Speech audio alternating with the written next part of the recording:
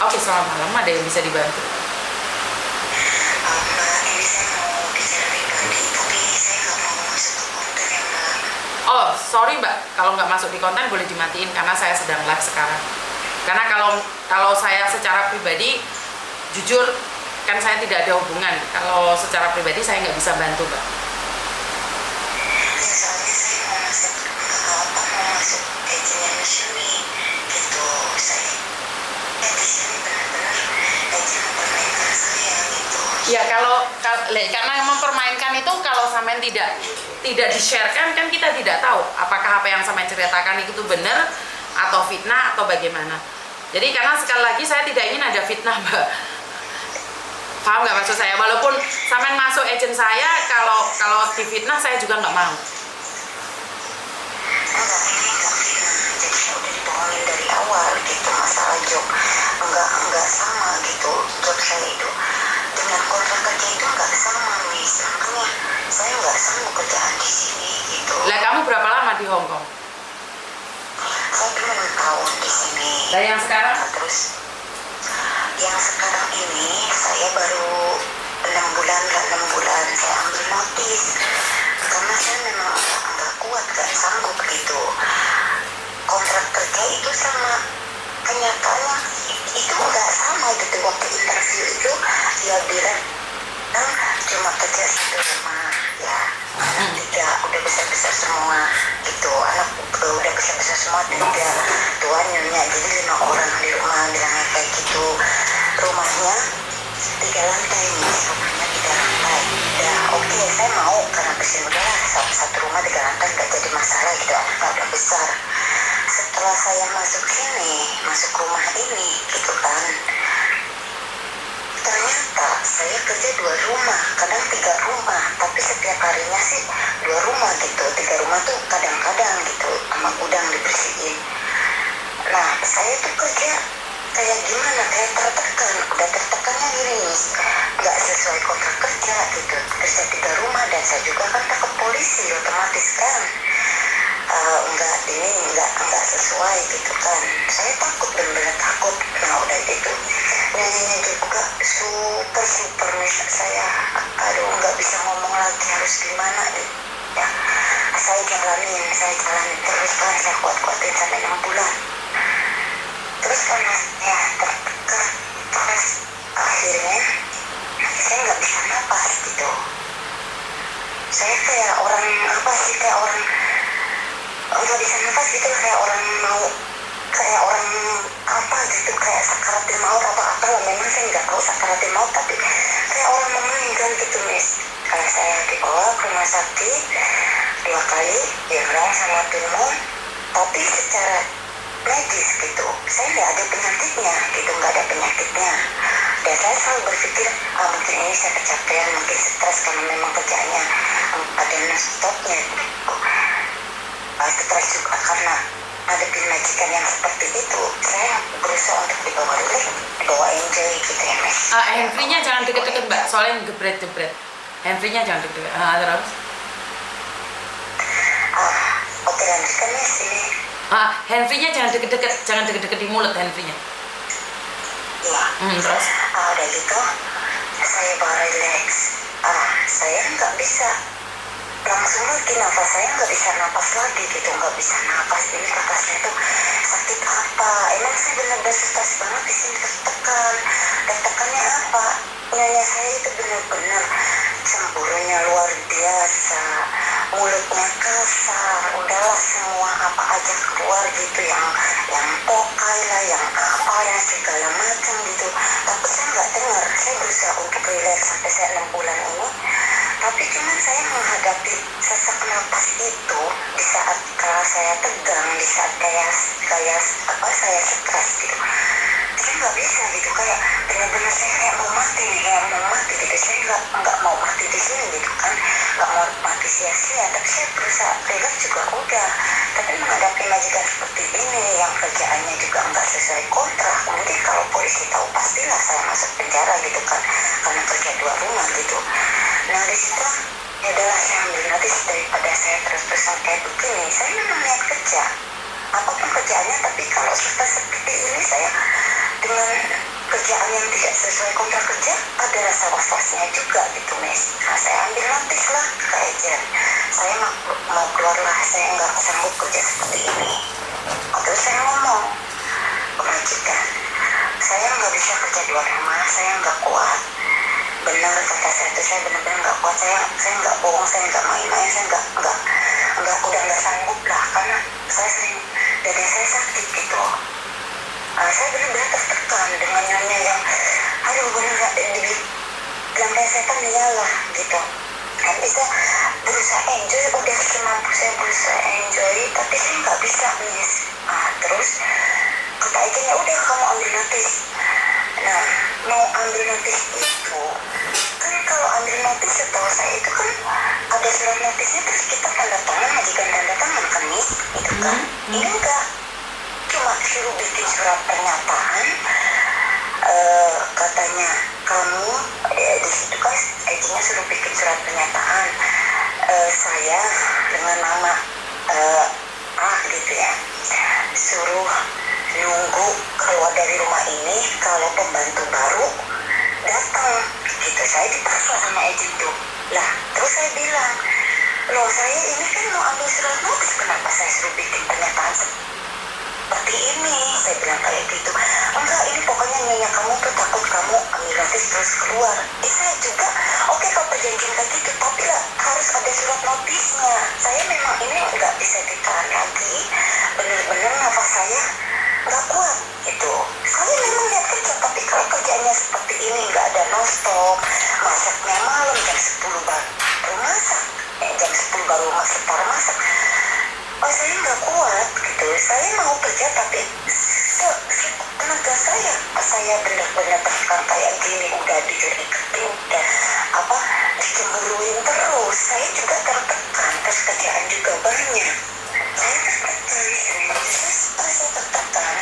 Saya pengen kerja yang nyaman, yang rileks gitu. Maksudnya bukan berarti kerja rileks itu santai, enggak, Miss. Maksudnya ya saya udah pengalaman di sini lah, istilahnya kerja yang gimana.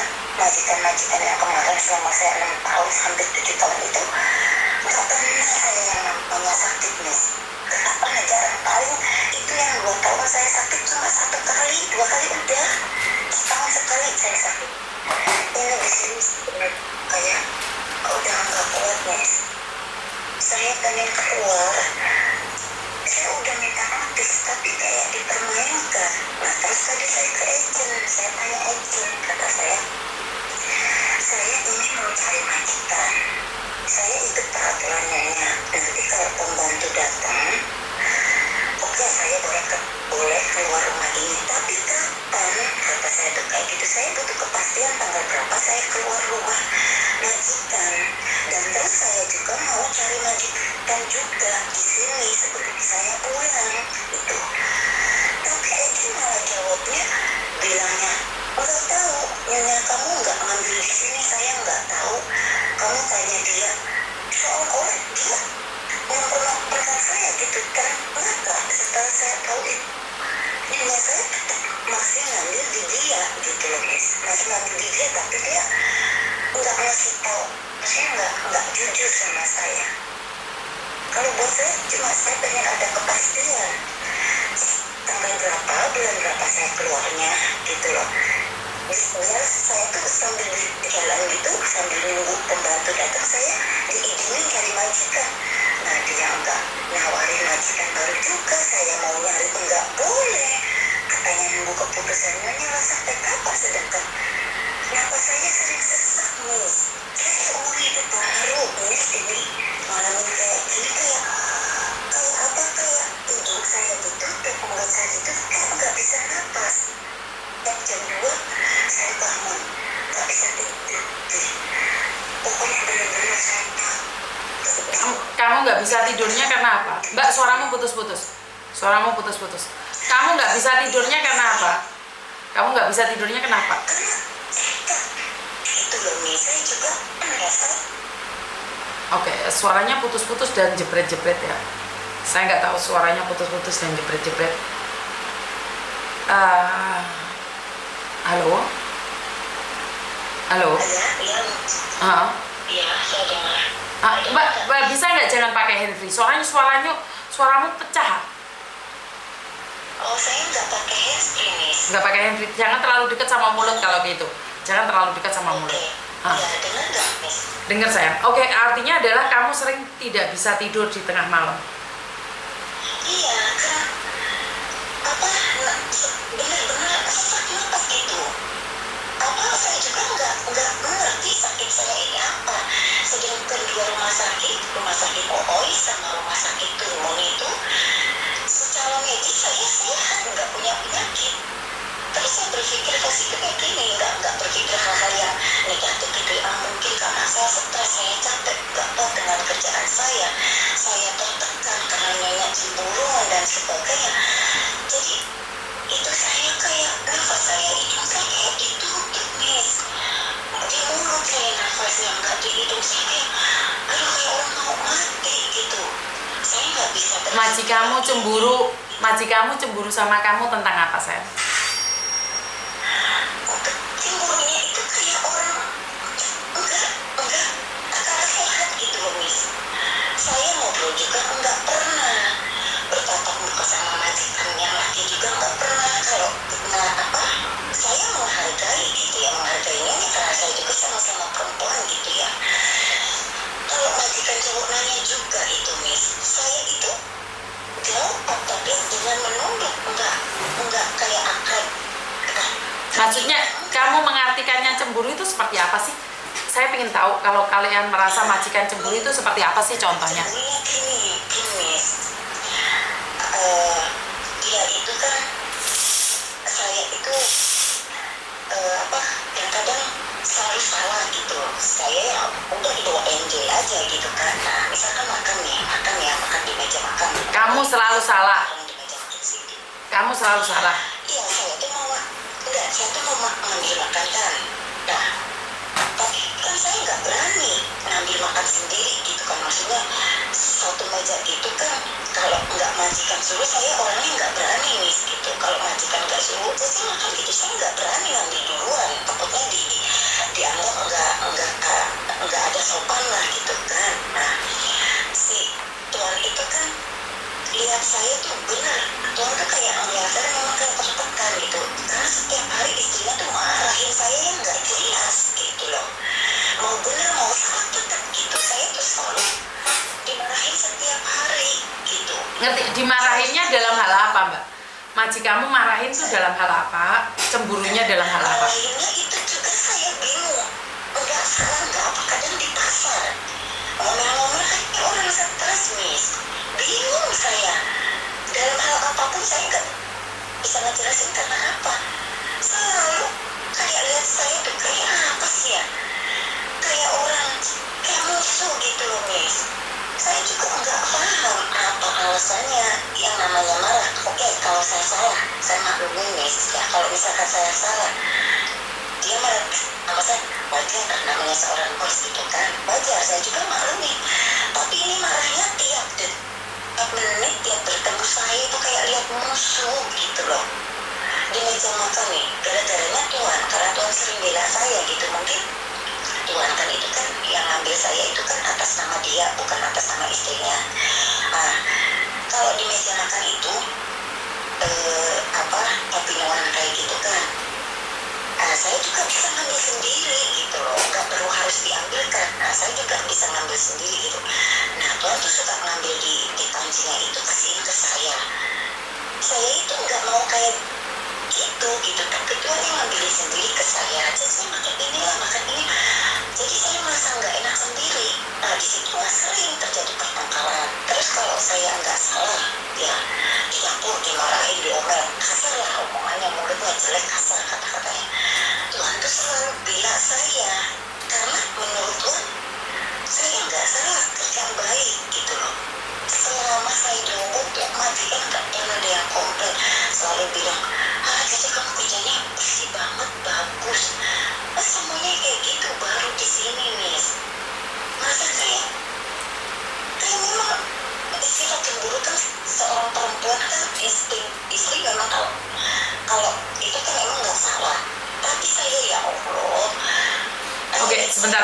sebentar.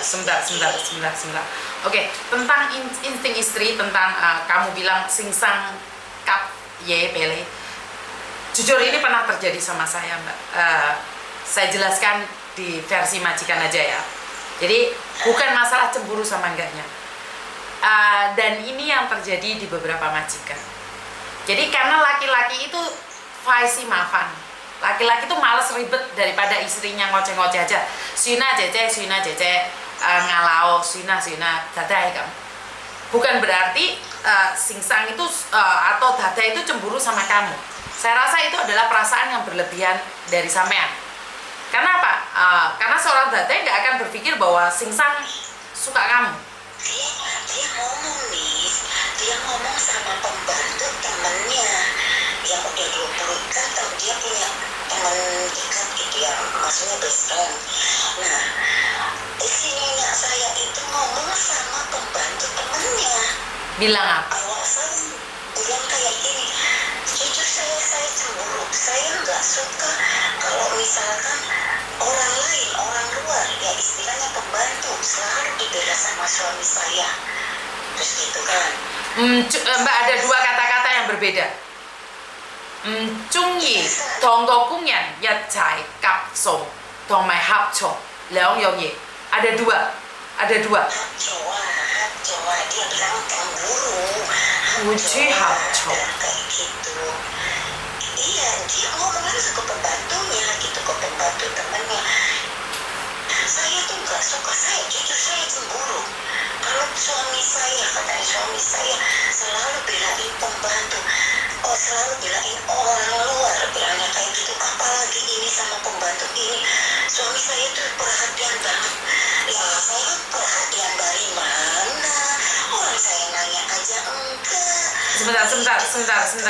Yang ngasih tahu sampean itu siapa? Bisa dipertanggungjawabkan nggak kata-katanya? Bisa dipertanggungjawabkan nggak kata-katanya? Bisa. Soalnya dia cerita sama saya. Dia bilang kayak gini, Lin, katanya kamu kalau bisa ngejauhin Tuhan. Maksudnya gimana Mbak ngejauhin ya? Saya itu ngobrol juga enggak, deket enggak, nanya juga enggak pernah. Kalau setelah nanya saya jawab, maksudnya gimana? Iya nyonya kamu bilang sama saya, katanya dia paling nggak suka kalau majikannya itu, suaminya itu selalu bela pembantunya. Jadi mau salah mau nggak salah, kalau istrinya marahin itu jangan bela gitu. Suaminya kepengen nyonya kayak gitu. Jadi kalau misalnya dan kamu bela itu, kamu katanya ya gimana ya, saya mau ngomong nggak bisa. Sebenarnya ini bukan masalah saya kata dia, tapi saya suruh nyampein ke kamu gitu. Soalnya apa? Soalnya ya nyonyanya yang bilang kayak gitu, nyonya kamu bilang ke saya kayak gitu. Pernah nih tiap hari bertengkar, pusing saya kalau dia bertengkar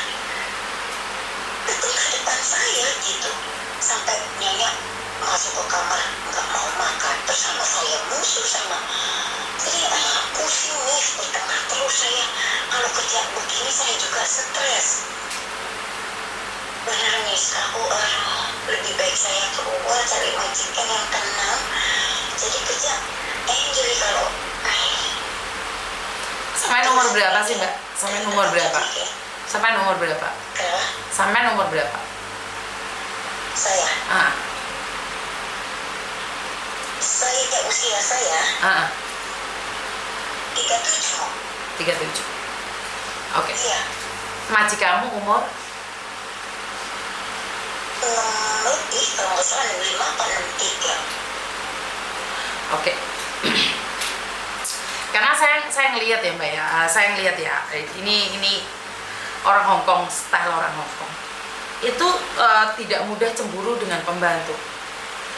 Bahkan kalau kita keluar, suaminya lagi main tamacok, judi, dirangkul-rangkul sama orang pun nggak ngefek gitu loh. Kalau sampai sama-sama yang cemburu, saya kurang tahu lah seperti apa dan bagaimana. Karena pada kenyataannya kebanyakan orang Hongkong itu kecemburuannya kurang ya, karena mereka care-nya kurang juga. Jadi mereka apalagi sering bertengkar, itu masalah cemburu di rumah, apalagi sama Cece. Bukan saya mengatakan baper ya, Karena sekali lagi itu pernah terjadi di keluarga saya. Jadi mbak saya itu bukannya, karena sampai selalu melihat majikanmu marah. Tapi kan saya nggak dengar dari pihak majikanmu. Mungkin kamu sendiri hakmin lah. Kamu nggak sadar, hakmin tuh nggak sadar. Kamu itu muka masem, cemberut itu kamu nggak sadar mbak. Jadi sebagai dadai homang, paham nggak? Kamu selalu melihat kesalahan dadaimu terus. Dadaimu selalu nggak ada benarnya di matamu. Makanya dadaimu selalu marah sama kamu. Kadang-kadang, ini pernah terjadi sekali. Sampai hari ini, Koko Thomas itu ingat banget. Cece saya selalu bilang, Cece inget ya, Mami Chan chung yi le hak min na, kita ya hak min nhất chỉ le, Chan ya, hou do yang jang ya. Karena itulah saya tanya sama Samen. Samen selalu mengatakan bahwa Date tidak suka. Samen tidak memberikan alasan kenapa Date tidak suka. Samen bilang karena cemburu sama Singsang. Sekali lagi, kalau masalah kecemburuan, orang Hongkong itu kecil sekali mbak. Beda sama orang Indonesia yang gerak dikit suaminya cemburu, gerak dikit cemburu, itu beda banget. Hongkong itu kayaknya saya sampai nanya sama suami saya, kamu nggak cemburu nih? Enggak tuh. Kenapa cemburu? Wong aku satu rumah sama kamu, aku tidur sama kamu. Orang di luar cuma ngobrol aja, makan bareng bersama, makan bareng. Bagaimana mungkin cemburu? Nah, ini secara logika ya. Dan Samen selalu mengatakan Date selalu marah. Harusnya kan pasti ada alasan Datemu marah. Bener nggak? Kecuali Samen suka pakai seksi, kecuali Samen suka pakai kotangan. Itu sebentar, giliran saya ngomong dulu. Kecuali kamu pakai baju seksi kotangan tok, Dadaimu kemungkinan besar cemburu. Cuman kapsong, Samen bisa nanya sama pembantuku, sama mbak-mbak saya yang dua. Singsang suamiku kalau makan itu pasti ngasih sama pembantunya, karena itu adalah adat. Kalian sebagai pembantu itu pasti malu. Majikan biasanya memahami. Itu bukan jadi pokok perkaranya. Karena itu Samen tadi katakan bahwa Date selalu nggak benar. Dan Samen tadi aja sudah ngomong sama saya, Miss Yuni saya nggak mau direkam, padahal saya bilang saya lagi live nih sekarang. Kenapa? Satu hal, kadang-kadang kita tidak menyadari kesalahan kita sendiri mbak. Kita selalu mengatakan tentang kejelekannya majikan.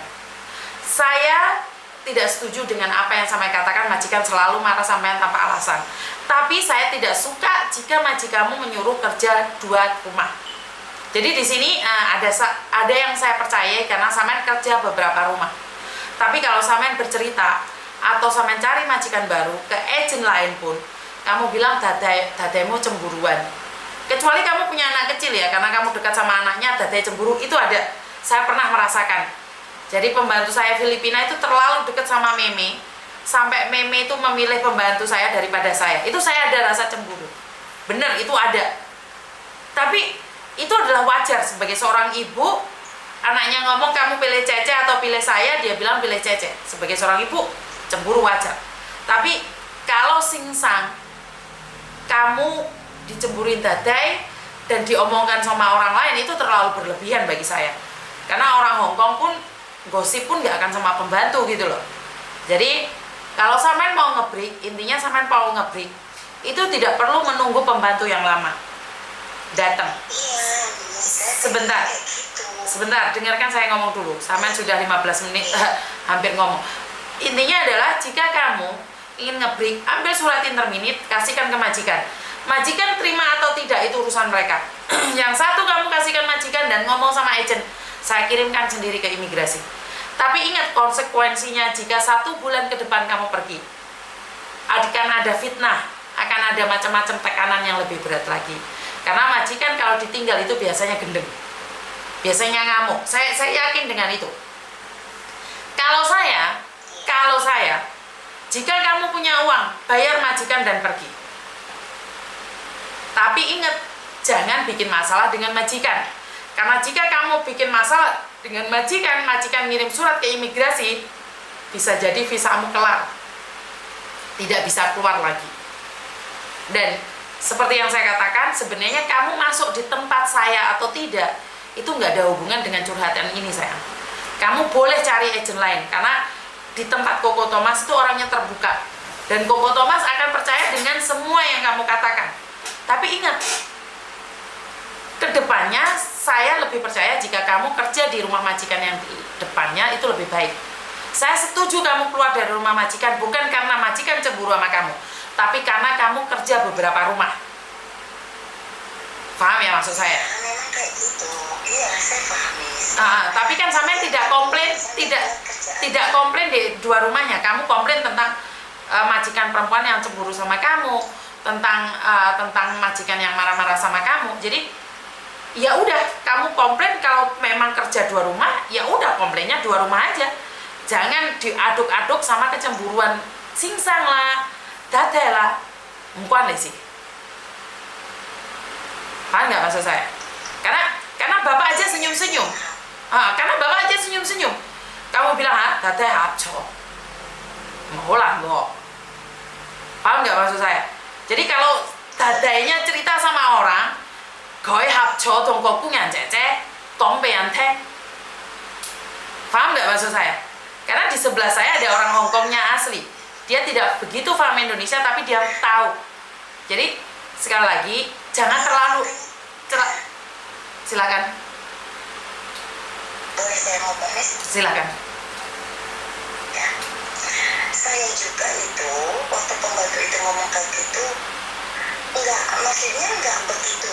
Gimana sih, Miss? Enggak begitu, percaya 100% gitu. Enggak percaya 100%. Nah, bisa jadi itu pembantunya itu mengada-ngada, kan kamu bisa berpikiran positif. Iya. Mungkin dia mengada-ngada gitu loh. Iya, saya juga enggak 100% nih. Cuman waktu dari awal-awal juga saya udah ngeluh ke dia, saya ini enggak sesuai job. Kalau kerja tuh setiap ada polisi lewat saya takut, saya was-was kayak gitu. Saya cerita ke dia, curhat ke dia, terus dia bilang gini. Tapi saya enggak percaya 100%. Tapi memang Nyonya tiap hari marah ya, memang. Tapi saya udah berusaha dibawa enjoy gitu, Miss. Saya deketin kuping saya gitu. Kamu kerja dua rumah, gajimu berapa? Gajimu berapa? 5.500. Kan seimbang dengan gajinya, Mbak. Kalau kamu gaji normal kan 4.700 saja, 4.800 apa 4.700? Benar nggak? Ya, 4.730 kan kalau waktu normal itu. Halah. Malina. Cuman saya ini kan kerjaannya itu kan enggak sesuai gitu loh, Miss. Paham nggak? Maksudnya bukan saya semua kerja ikut orang pasti capek ya, tapi kan ini melanggar peraturan. Itu yang saya bikin stres itu ini nih. Saya nggak mau kerja dua rumah. Kamu ada dua alamat rumah majikan tuh ada, dua-duanya ada nggak? Difotoin, ada nggak? Enggak, cuma alamat rumah ini aja. Tempat sana nggak ada, di kontrak kerjanya nggak ada. Saya tahu, Mbak. Saya tanya sama kamu, makanya dengarkan pertanyaan saya. Kamu kerja dua rumah, otomatis kan kamu tahu alamatnya kan? Iya, tahu. Oke, kamu komplain ke imigrasi. Kalau kamu kerja dua rumah, fotoin rumah satunya dan fotoin rumah satunya. Kamu komplain ke imigrasi bahwa kamu bekerja dua rumah. Selesai urusannya. Jika memang benar. Enggak, ini kan enggak jokan kan. Saya takut di penjara. Kan kamu yang melapor, Mbak. Kamu dipaksa oleh majikan untuk bekerja dua rumah. Karena saya pernah melakukan seperti itu, nyuruh anak saya di pekerjaan dua rumah. Akhirnya imigrasi kirim surat ke majikan dan akhirnya majikan tidak menyuruh dia kerja dua rumah. Makanya saya nanya sama kamu, yakin kamu kerja dua rumah, ada buktinya? Maka kirimkan ke imigrasi. Videonya juga ada. Videonya juga ada, saya video. Nggak perlu di video, kamu bagaimana ngirimnya ke imigrasi? Saya minta kamu fotoin alamatnya. Iya. Saya nama Yuni Andarwati, saya tinggal di Satin, tapi sama majikan saya disuruh kerja di Yunlong dengan alamat seperti ini. Saya pingin ngebreak karena majikan mempekerjakan dua rumah. Kasih fotonya, jebret, kirimkan ke imigrasi. Ya udah, kelar. Tapi saya nggak bakal dicat merah kan, Miss. Maksudnya saya bisa kerja lagi di sini kan, Miss. Kerja lagi di sini kan tergantung imigrasi, Mbak. Makanya saya suruh kamu komplain duluan daripada majikan yang nuduh kamu nyuri. Iya. Daripada kamu dituduh atau kamu dicemburi sama majikan. Ini solusinya. Iya. Ada yang lain lagi nggak? Udah gitu aja, Miss. Nah. Makasih ya, Miss. Kalau Miss Yuni nggak ngerekam, kenapa? Karena ini adalah pelajaran bagi orang lain. Dan ini pengetahuan juga buat kalian semua, karena kita perbedaan adat istiadat dan juga agama budaya. Jadi majikan itu tidak bisa ujuk-ujuk cemburu sama kamu. Kenapa saya ngomong kayak gitu? Kecuali kamu itu pakai baju seksi kotangan tok, itu mungkin ya. Majikan cemburu, atau kamu pakai katok pendek itu mungkin ya. Tapi secara biasa-biasa saja, saya rasa majikan nggak mudah cemburu, Mbak.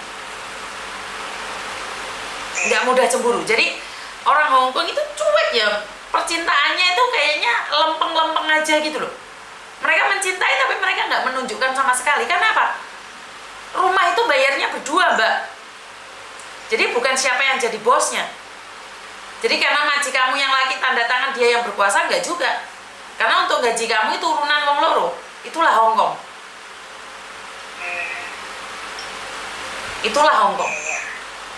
Kenapa saat mbak-mbaknya menikah sama orang Hongkong, mereka itu kaget. Omahnya bayar urunan loh, Mbak. Ya, paham ya? Bisa dipahami di sini. Oke. Jadi masalah kamu masuk di agennya Koko Thomas atau tidak, itu saya tidak mengekang. Karena saya pribadi itu hanya ingin menjelaskan apa yang seharusnya. Jadi kamu ngebreak sama majikan 1 bulan, ya udah 1 bulan, nggak ada masalah. Kamu kasih 1 ke majikan, habis itu setelah itu kamu kasihkan ke imigrasi. Terus ngomong sama agent, saya sudah ngasih surat notis ke majikan, saya juga sudah kirim ke imigrasi. Selesai. Ya, itu Miss, maaf Miss, kalau misalkan sebelum notis saya cari majikan dulu gitu, bisa kan ya Miss? Bisa, tapi siapa yang mau, Mbak? Yakin? Giliran majikanmu baik, kamu balik lagi, kita yang mampus dimaki-maki orang. Enggak, saya memang mau, ini saya cari majikan gitu. Nah iya, kamu nge-break dulu baru cari majikan, Mbak. Ya nge-break dulu baru cari majikan, karena kita nggak tahu kamu benar-benar cari majikan atau enggak gitu loh. Iya. Kita ada waktu enggak gitu, ada waktu enggak buat saya setelah ambil notis? ya ada waktu, tergantung. Malah kamu pilihnya majikan yang pilih-pilih, ya sulit juga. Apalagi kamu nge-break, bukan finish kontrak. Jadi gajinya tapi biasa saja, gaji normal, nggak bisa 5.500. Kalau saya gini nih, kalau masalah gaji nggak masalah. Yang penting kenyamanan saya, ketenangan saya nggak was-was dengan polisi gitu loh, Miss. Oke. Ingat, kerja ikut orang nggak ada kenyamanan, ya. Iya, aku tahu karena saya udah ngurus jompo banyak gitu, udah paham lah sifat orang sini. Saya tahu, cuman ya kerja di rumah itu membuat saya apa sih ya? Kan kamu kemarin dulu cari jobnya kan cuma bersih-bersih rumah aja, Mbak. Ya kan ini bersih-bersih rumah saja. Ya kan sampai cari job yang enak toh, punya kamar sendiri, gaji gede, bersih-bersih rumah. Lah, ya ini. Saya nggak tahu, nggak dibilangin bersih-bersih rumah, cuma ngurusin 5 orang di sini gitu, dia nggak ngatain bersih-bersih rumah gitu, enggak.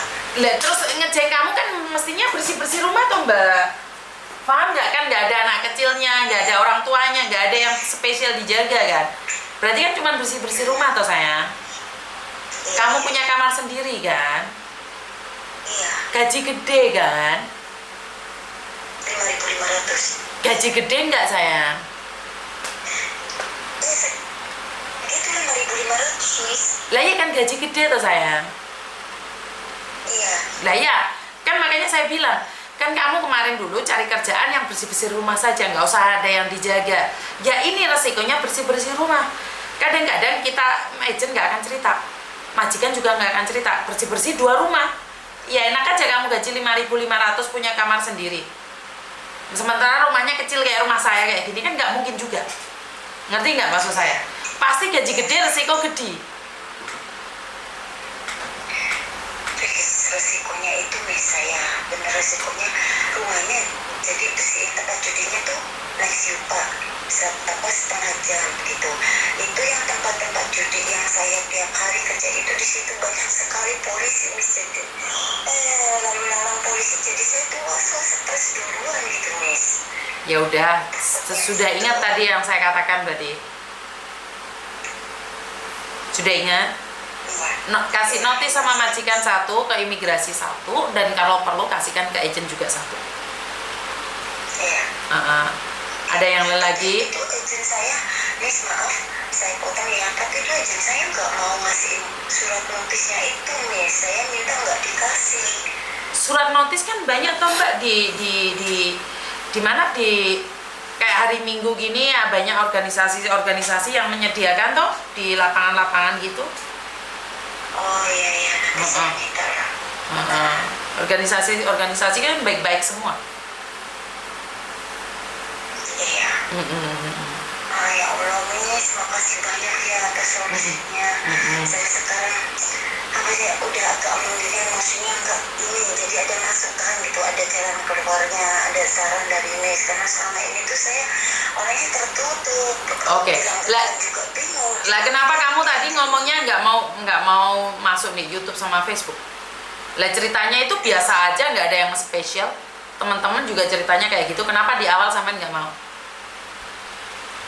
Saya itu mau masuk ke agent Miss, tapi nggak tahu tempatnya di mana. Saya kan nggak tahu, nggak libur tuh nggak pernah kemana-mana. Kok kamu tahu Miss Yuni? Kotak kamu tahu Miss Yuni dari mana? Kan saya suka lihat di YouTube itu, saya suka lihat ya apa ini solusinya gimana. Saya kan nanya ke teman ini, saya bingung solusinya gimana. Saya takut dikasih cap merah pas saya sama majikan saya. Cuma teman nyaranin cari agent bisa, tapi kan yang bisa iniin solusi saya gimana gitu. Nah terus ada teman-teman itu loh Miss Yuni. Saya nggak tahu nomornya, kata saya tuh kayak gitu. Saya bingung ini mau bilang ke dia gimana, mau komunikasi sama dia gimana. Saya aja nggak maksudnya kan saya jarang lihat HP gitu, kalau paling ke saudara aja gitu, SMS anak gitu. Saya nggak jarang ya buka YouTube atau apa, jujur nggak pernah, karena saya nggak tertarik untuk gimana ya mainin handphone gitu, enggak, hiburan apa enggak gitu. Jadi Miss Yuni yang itu berat, teman-temannya kayak gitu.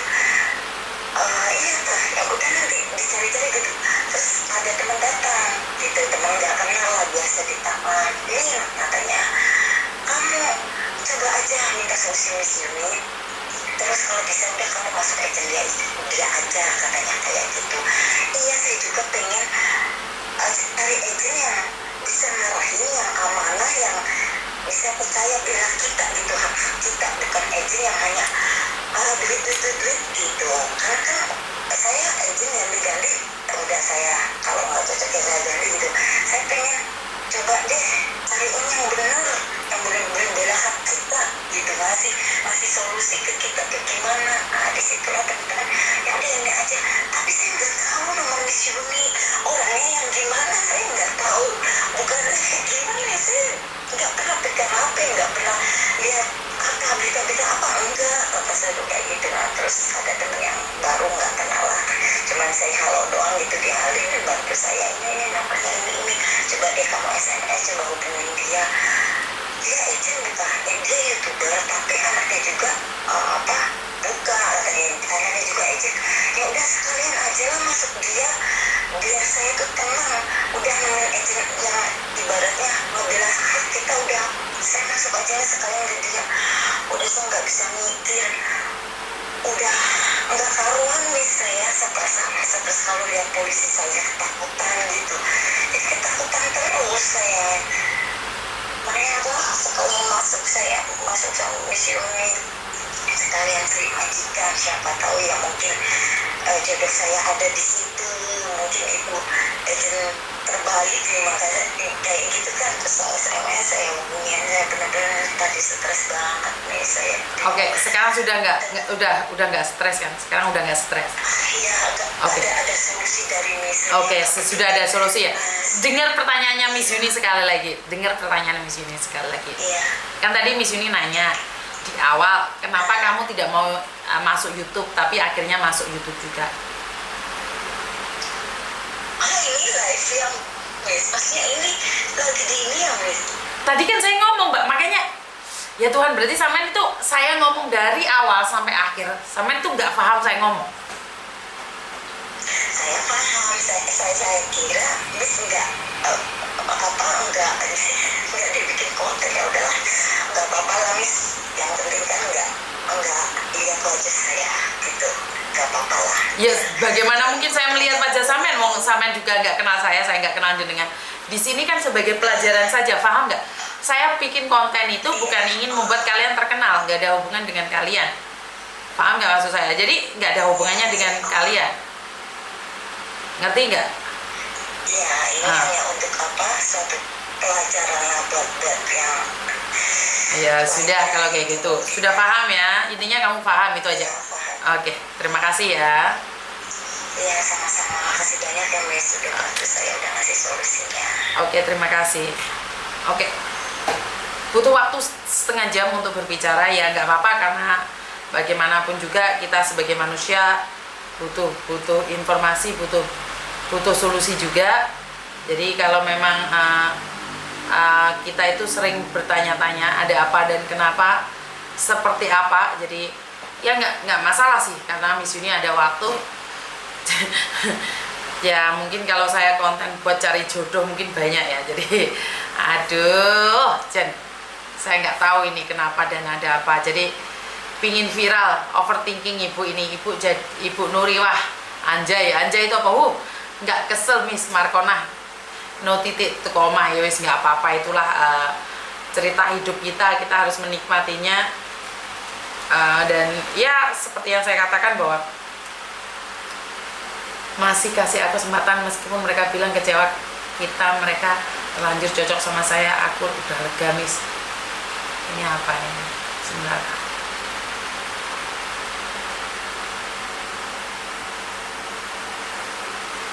Oke, jadi setidaknya kan kita sudah berbicara secara langsung ya teman-teman ya, kita bisa berkomunikasi, jadi ikut lega dan seneng ya. Kalau bisa memberikan kelegaan orang lain kan kita, halo? Iya Dok.